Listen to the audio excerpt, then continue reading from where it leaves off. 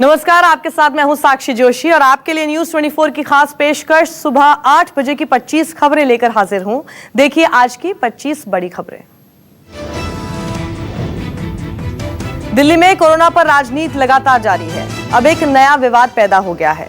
गृह मंत्री अमित शाह ने एक न्यूज एजेंसी से बातचीत में कहा कि दिल्ली के उप मुख्यमंत्री मनीष सिसोदिया ने कोरोना वायरस को लेकर दिल्ली में अफवाह फैलाई। गृह मंत्री के बयान के बाद मनीष सिसोदिया ने सफाई दी। उन्होंने कहा है कि हमें उम्मीद है कि आने वाले हफ्तों में दिल्ली में हालात सुधरेंगे और निश्चित रूप से उतने निराशापूर्ण नहीं होंगे जितने जून के पहले हफ्ते में थे, जब जानकारों ने 31 जुलाई तक दिल्ली में 5.5 लाख मामलों का अंदेशा जताया था। मध्य प्रदेश में मंत्रिमंडल के विस्तार के लिए मुख्यमंत्री शिवराज सिंह चौहान पहुंचे दिल्ली। शिवराज सिंह चौहान मंत्रिमंडल में शामिल होने वाले नामों की लिस्ट लेकर गृह मंत्री अमित शाह, पार्टी अध्यक्ष जेपी नड्डा और केंद्रीय मंत्री नरेंद्र सिंह तोमर से मिले। मंत्रिमंडल विस्तार पर चर्चा के लिए दिल्ली पहुंचे हैं शिवराज सिंह चौहान। गृह मंत्री अमित शाह से चर्चा के बाद से ही लगातार मीटिंग का दौर जारी है। मुख्यमंत्री के साथ बीजेपी के प्रदेश अध्यक्ष वीडी शर्मा और संगठन महामंत्री सुहास भगत भी मौजूद थे। मुख्यमंत्री बनने के बाद ये शिवराज सिंह चौहान का पहला दिल्ली दौरा है। यूपी की राजनीति में मुलायम सिंह की छोटी बहू एक बार फिर चर्चा में है। इस बार चर्चा की वजह बना है उनका अखिलेश यादव और शिवपाल यादव के एकजुट होने और कुनबे को एक करने का बयान। मुलायम सिंह यादव का परिवार होने की संभावनाओं पर बयान दिया। यही नहीं, अपर्णा यादव ने एक बार फिर खुलकर मुख्यमंत्री योगी आदित्यनाथ सरकार की तारीफ भी की है। हालांकि विपक्ष को अपर्णा यादव की बातें राजनीतिक दिख रही हैं, लेकिन कुछ दिनों के घटनाक्रम को देखें तो मुलायम कुनबे में सुलह की कोशिश साफ दिख रही है। कोरोना काल में तबलीगी जमात की गतिविधियों में शामिल होने वाले विदेशी नागरिकों पर सुप्रीम कोर्ट में सुनवाई। गृह मंत्रालय ने तबलीगी जमात में शामिल 34 देशों के 34 नागरिकों को ब्लैकलिस्ट डाल दिया है। वो अब भारत में नहीं आ सकते।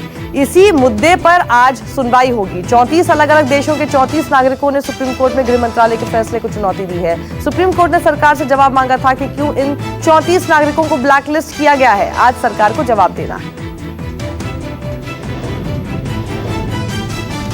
उत्तराखंड के पिथौरागढ़ में मुनस्यारी मिलम मोटर मार्ग पर 22 जून को टूटा वैली पुल को बीआरओ ने 5 दिन में फिर से बना लिया है। पुल में ट्रायल के बाद वाहनों की आवाजाही शुरू कर दी गई है। 120 फीट लंबे पुल को बनाने में बीआरओ को सिर्फ 5 दिन का समय लगा। 22 जून को पोकलैंड से लदे ट्रॉले की वजह से सैनर नदी पर बना वैली पुल भरभराकर टूट गया था।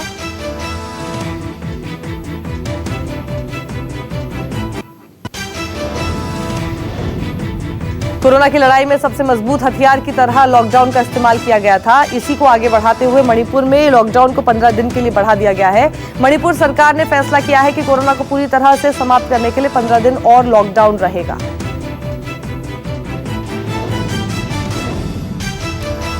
असम में भी पूर्ण लॉकडाउन कर दिया गया है। असम में पिछले कुछ दिन से कोरोना के मामले बढ़ने लगे थे, जिसको देखते हुए असम में 14 दिन का लॉकडाउन कर दिया गया है। असम के मुख्यमंत्री सोनोवाल ने फैसला किया कि 14 दिन तक जरूरी सेवाओं को छोड़कर सब कुछ बंद रहेगा। कोरोना वायरस की गिरफ्त में आए कोरोना योद्धा। यूपी पुलिस के जवान लॉकडाउन के दौरान जनता की सेवा में लगे थे। लोगों को कोरोना से बचाने के लिए योद्धा की तरह लगे हुए थे, लेकिन वो अब खुद ही कोरोना से संक्रमित हो गए हैं। पहले जीआरपी के जवान, फिर डायल 112 का मुख्यालय और उसके बाद पीएसी की बटालियन कोरोना संक्रमित पाई गई थी।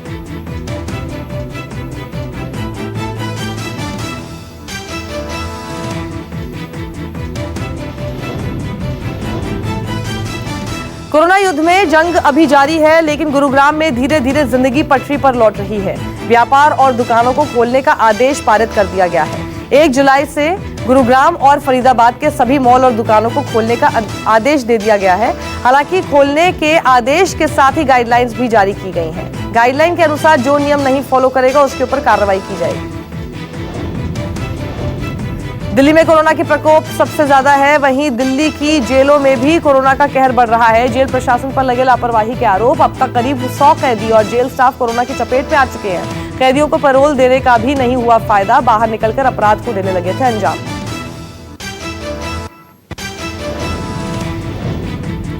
देश में पिछले 24 घंटों में कोरोना के सबसे ज्यादा 19,906 नए मामले सामने आए हैं और 410 लोगों की जान गई है। भारत में कोरोना वायरस मरीजों की कुल संख्या 5,28,859 हो गई है और जबकि इस वायरस से अब तक 16,095 लोगों की मौत हो चुकी है। दिल्ली में कोरोना संक्रमण के 83,077 मामले सामने आ चुके हैं। वहीं पिछले 24 घंटे में 2,889 कोरोना पॉजिटिव पाए गए और 65 लोगों की मौत हो गई और इसी के साथ दिल्ली में कुल मौतों की संख्या 2,623 तक पहुंच गई है। जिस रफ्तार से कोरोना के मरीज सामने आ रहे हैं उसी रफ्तार से कोरोना के मरीज ठीक भी हो रहे हैं। 83,000 कोरोना मरीजों में से 52,607 कोरोना मरीज ठीक हो चुके हैं। महाराष्ट्र में कोरोना से पिछले 24 घंटे में 5,493 मामले सामने आए हैं और 156 मरीज की मौत हो चुकी है। महाराष्ट्र में कोरोना के कुल मरीजों की संख्या 1,64,626 तक पहुंच गई है। कोरोना के इस मुश्किल घड़ी में सरकार कोरोना से लड़ने के लिए नई नई गाइडलाइंस जारी कर रही है। महाराष्ट्र में 70,607 कोरोना के एक्टिव केस मिले हैं। मुंबई में 24 घंटे में 1,287 नए कोरोना पॉजिटिव मरीज मिले जबकि 87 मरीजों की मौत हुई। मुंबई में कोरोना का आंकड़ा 75,539 तक पहुंचा। अभी तक मुंबई में 4,371 लोगों की कोरोना वायरस से मौत हो चुकी है।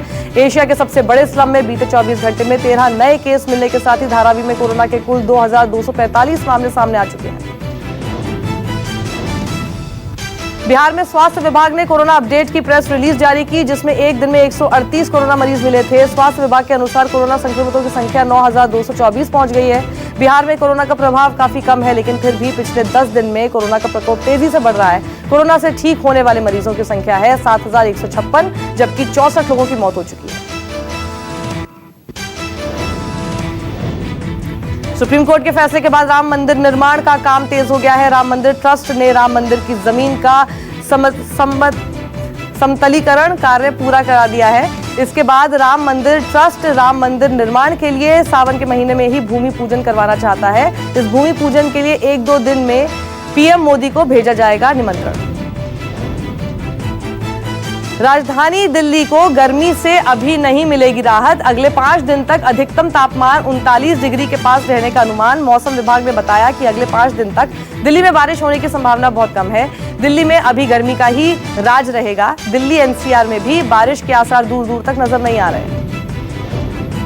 आतंकियों का बिहार में घुसने की खबर। कहा जा रहा है कि बिहार में जैश के 6 आतंकी घुसे हैं। बिहार के सभी जिलों में अलर्ट जारी कर दिया है। पुलिस ने सभी जिलों की सीमाओं पर बैरिकेडिंग करके जांच शुरू कर दी है और पुलिस विभाग की एक स्पेशल टीम आतंकियों की तलाश के लिए गठित की गई है।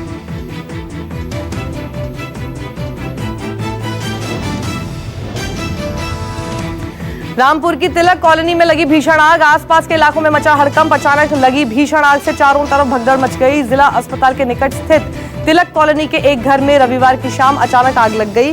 घर में मेंथा तेल और केमिकल का गोदाम था। थोड़ी ही देर में आग ने विकराल रूप धारण कर लिया।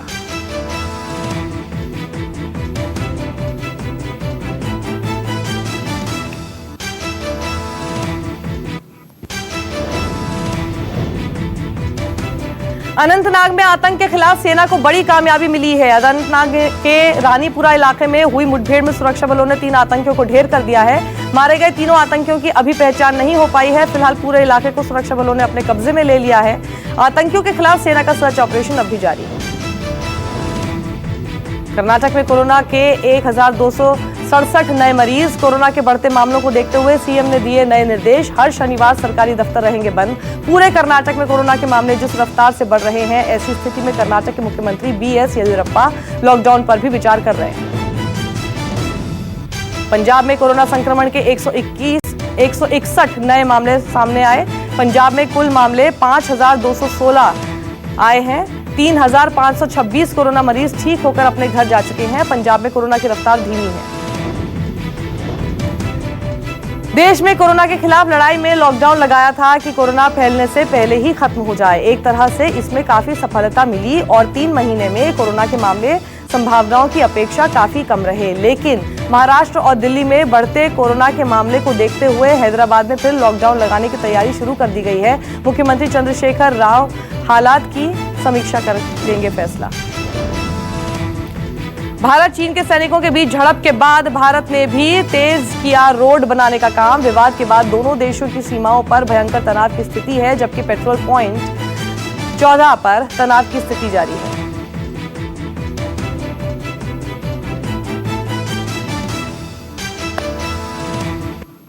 नमस्कार, मैं हूं मानक गुप्ता। अगर आपको हमारा ये वीडियो पसंद आया हो तो इसे लाइक और शेयर जरूर करें और हाँ, हमें सब्सक्राइब और फॉलो करना ना भूलें ताकि आप देश और दुनिया की कोई खबर मिस ना करें। तो जुड़े रहिए हमारे साथ और देखते रहिए न्यूज़ 24।